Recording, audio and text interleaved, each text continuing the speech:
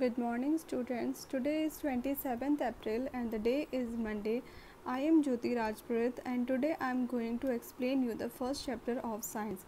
The chapter name is Agriculture Management.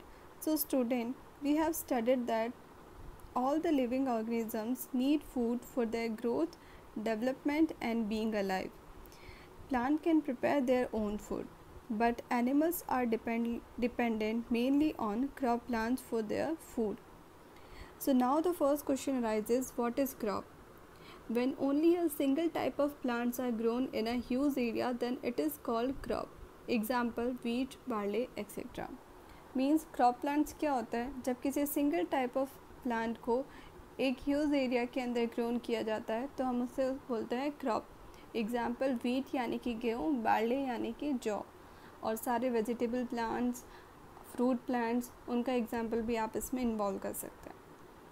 Question number 2.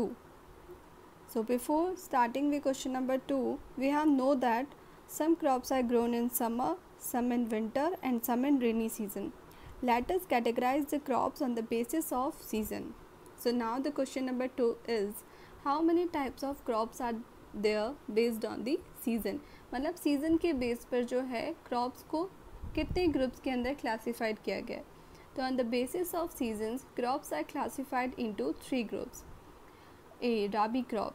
These are crops grown between October to February. Example, wheat, barley, etc.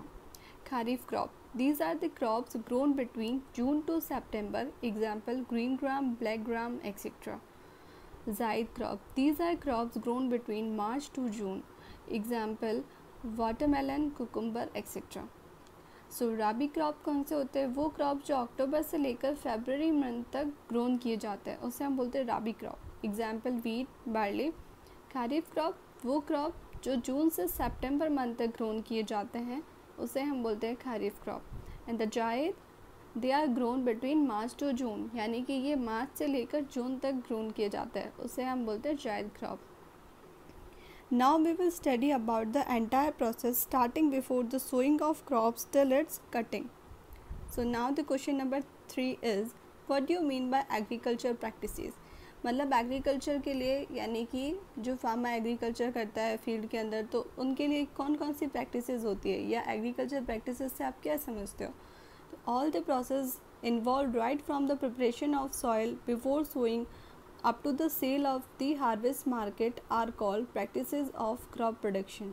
मतलब कि वो सारी processes जो एक farmer करता है क्रॉप को सोन करने से पहले, लाइक सीड को सोन करने से पहले, जैसे मिट्टी को प्रिपेयर करता है, सॉइल प्रिपरेशन होता है, उसके बाद में सोइंग ऑफ सीड्स होता है.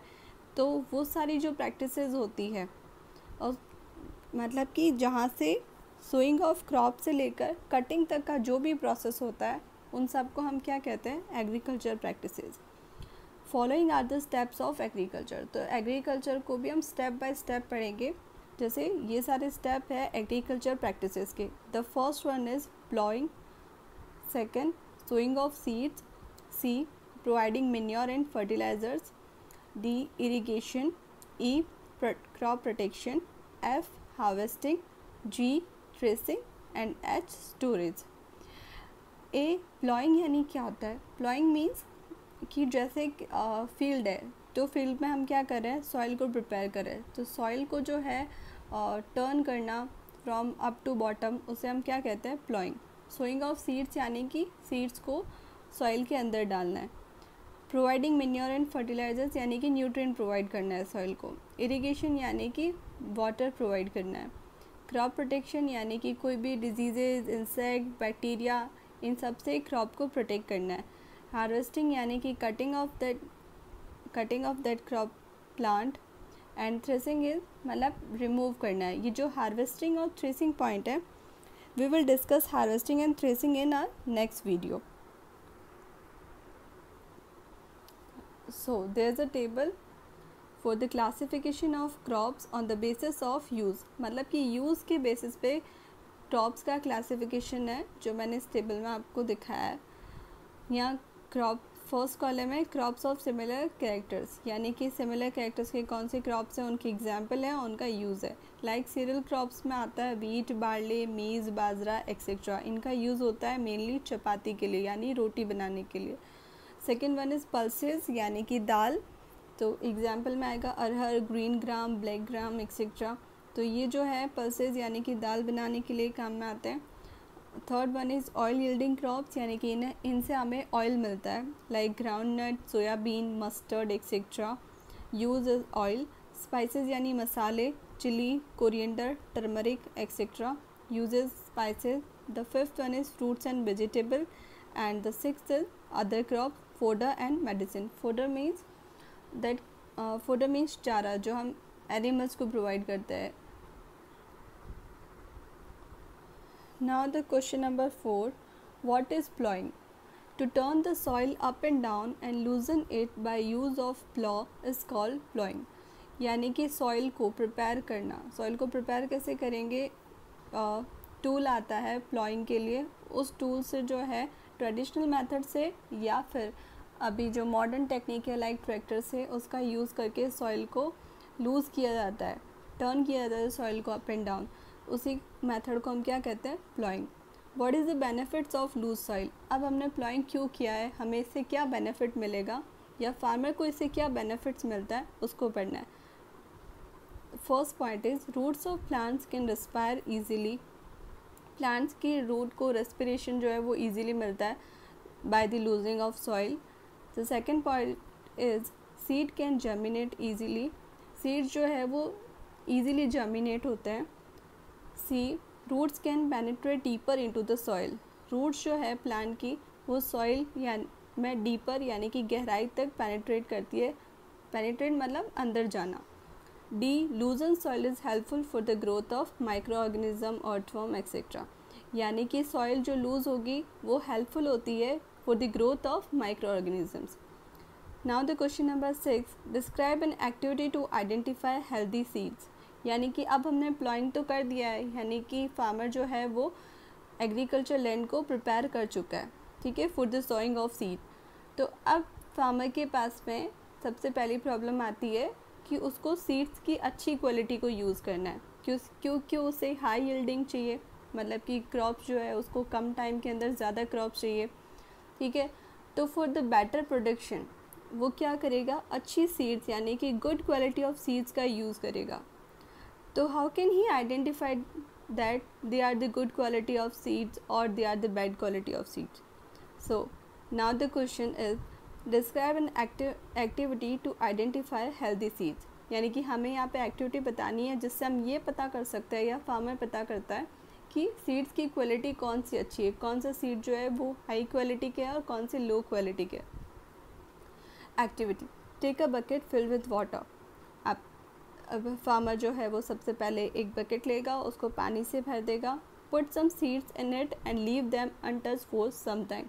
और फिर उसके अंदर जो है कुछ सीड्स डाल देने हैं और उसको अनटच मतलब कि उसको छेड़ना नहीं, आपको टच नहीं करना है, उसको थोड़े टाइम तक के लिए ऐसे ही रख देना है। We observe after some time that some grains float on surface while other get settle down. मतलब हम देखते हैं थोड़े टाइम बाद में कि वो जो ग्रेन्स है यानी कि जो सीड्स है, कुछ सीड्स जो होते हैं वो सरफेस के ऊपर फ्लोट कर रहे होते हैं यानी कि तैर रहे होते हैं, और कुछ जो है वो बॉटम के अंदर जाकर सेटल डाउन हो जाते हैं। Those which are floating on the surface are damaged and hollow, while healthy seeds are not hollow so get settle down at the bottom. यानी कि कोई भी चीज़ जो है वो फ्लोट कब करती है? जब वो वेट में हल्का होता है। इट मीन्स जो फ्लोट कर रहे हैं वो सारे कैसे हैं? लो क्वालिटी सीड्स है। कैसे पता चला? क्योंकि वो फ्लोट कर रहे हैं। फ्लोट कर रहे हैं इसका मतलब वो सीड्स कैसे है? डैमेज्ड है। और होलो मीन्स खाली है अंदर से, अंदर उनके अंदर कोई न्यूट्रिएंट्स नहीं है। इसका मतलब जो खाली होंगे और जो डैमेज्ड होंगे वो क्या करेंगे? फ्लोट करेंगे। जबकि हेल्दी सीड्स जो होंगे वो होलो नहीं होते हैं, इसलिए वो कहाँ चले जाएंगे? They get settle down at the bottom of the bucket. So now the question number 7 is what do you mean by manure and fertilizers? तो हमें इसका आंसर देने से पहले ये देखना है कि जो भी एग्रीकल्चरल प्रैक्टिसेस जो मैंने आपको बताया था like ploughing, sowing of seeds, तो उसमें से जो हम है वो दो एक्टिविटी को ऑलरेडी रीड कर चुके हैं। लाइक प्लॉइंग क्या होता है, सोइंग ऑफ सीड्स के लिए जो है फार्मर को बेस्ट क्वालिटी सीड को सेलेक्ट करना है, तो उसके लिए हमने एक्टिविटी को रीड कर लिया है. Now the third process was providing manure and fertilisers. पर प्रोवाइडिंग मैन्योर एंड फर्टिलाइजर्स में सबसे पहले आपको ये पॉइंट पढ़ना होगा कि मैन्योर और फर्टिलाइजर्स होते क्या है. What do you mean by manure and fertilisers? To maintain the fertility of soil some substances are added to the soil. These are called manure and fertilizers. मतलब कि सॉइल की फर्टिलिटी को soil के अंदर जो है क्रॉप्स जो है वो अच्छे से ग्रोन कर सके, उसकी फर्टिलिटी अच्छी रहे, तो उसके लिए जो है कुछ सब्सटेंसेस जो सॉइल के अंदर ऐड किए जाते हैं जिससे उसका फर्टिलिटी जो है वो बहुत ही अच्छा रहता है सॉइल का, उसे हम क्या कहते हैं? Manure and fertilisers. Now the question number 8 कि दोनों ही मैन्योर एंड फर्टिलाइजर्स जो है वो क्रॉप्स को जो है क्या कर रहे हैं? न्यूट्रिएंट प्रोवाइड कर रहे हैं. तो इनके नाम जो है वो अलग अलग क्यों रखें? क्योंकि प्रोवाइड तो हमें न्यूट्रिएंट ही करना है, तो न्यूट्रिएंट्स तो दोनों ही प्रोडक्ट्स कर रहे हैं. लाइक मैन्योर भी न्यूट्रिएंट्स प्रोवाइड करता है, फर्टिलाइजर्स भी न्यूट्रिएंट प्रोवाइड करता है. So what is the differentiate between manure and fertilisers? यानी कि मैन्योर और फर्टिलाइजर्स के बीच का डिफरेंस क्या होता है? The now question number 8 is differentiate between manure and fertilisers. So there is a table and there are 4 differences between manure and fertilizers. First, manure is natural and fertilizers are synthetic. यानी कि manure जो होता है वो natural product होता है, जो nature से प्रोवाइड होता है या जो नेचुरल सब्सटेंसेस से बना होता है. और जो फर्टिलाइजर्स होते हैं वो सिंथेटिक, यानी या उसे हम बोल सकते हैं मैन मेड. यानी मैन जो है वो सिंथेटिक यानी कि वो प्रोडक्ट जो मैन मेड होते हैं जिसे हम बनाते हैं. और मैन्योर यानी कि वो प्रोडक्ट जिनके जो सब्सटेंसेस है जो हमें नेचर से मिलता है, they are natural. Second point is prepared in fields. Manure को जो है वो फील्ड में बनाया जाता है और fertilisers are prepared in factories. Fertilisers को फैक्ट्रीज़ के अंदर प्रिपेयर किया जाता है. Third point is it contains more humus and fertilisers it lack humus. यानी कि मैन्योर के अंदर ह्यूमस होता है जबकि फर्टिलाइजर्स जो है वो सॉइल को ह्यूमस प्रोवाइड नहीं करता है. Fourth one is it increases the fertility of soil. Example compost, vermi compost etcetera. In case of fertilisers excessive use decreases the fertility of soil. यानी कि प्रोवाइड तो ये भी क्या करेगा? फर्टिलिटी प्रोवाइड करेगा सॉइल को, लेकिन फर्टिलाइजर्स का अगर एक्सेसिव यूज़ करे तो वो धीरे धीरे जो है वो सॉइल की फर्टिलिटी को डिक्रीज़ कर देता है. Example urea, potash, etc. Now the fourth agriculture practice was irrigation. What is irrigation? It is a process by which the water requirement of plant is fulfilled by time to time. यानी कि irrigation क्या होता है? जब आपने जो है 3 process already कर लिए like ploughing, sowing of seeds, manure and fertilisers provide कर दिया है, तो अब क्या करना है कि जैसे प्लॉइंग हो गया यानी कि सॉइल प्रिपेयर हो गई है. Second point sowing of seeds, high quality seeds को आपने सोन कर दिया है. Third one is provide manure and fertilisers, यानी कि उन सीड्स को जो है जर्मिनेट करने के लिए मैन्योर और फर्टिलाइजर्स प्रोवाइड कर दिए ताकि सॉइल की फर्टिलिटी अच्छी हो. तो फोर्थ पॉइंट क्या होगा? जो प्लांट्स हैं उनको क्या चाहिए ग्रोन करने के लिए? वाटर. तो वाटर प्रोवाइड करना क्या कहलाता है? इरिगेशन. तो यहाँ आपने लिखा it is the process by which the water requirement of plant is fulfilled. यानी कि प्लांट की जो वाटर रिक्वायरमेंट है उसको फुलफिल किया जाता है टाइम टू टाइम. इस प्रोसेस को हम क्या कहेंगे? Irrigation. Now the question number 10. What problems does a farmer faces while cultivation? What methods would you suggest to overcome those problems? But I will tell you the answer of question number 10 in my next video. So now I am ending my lecture and the further topics we will clear in our next video.